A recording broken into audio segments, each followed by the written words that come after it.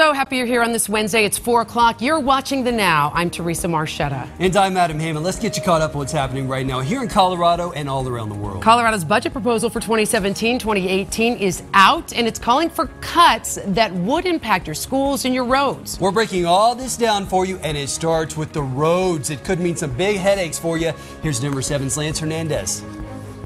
CDOT says next year's budget will be about $40 to $50 million less than hoped for. What that ultimately means is that some projects will have to be delayed. There is a challenging budget situation right now in the state, and that does impact transportation as well. CDOT spokeswoman Amy Ford says the money they do have will go to fund some significant priorities, like the expansion of I-25 North from Highway 66 to Fort Collins.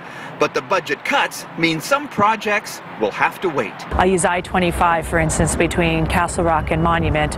Clearly a pressing area, one that we have started to study on, but we don't yet have funds identified to do any improvements there, and budgets like this will have that kind of impact and delaying any kind of improvements there for a while. That means some drivers will have to sit in traffic or deal with delays in those congested zones a little while longer.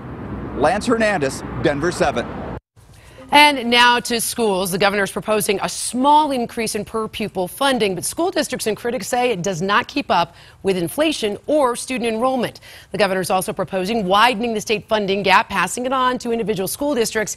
You'll see a near record number of districts with bond measures on the ballot this year trying to compensate for that shortfall.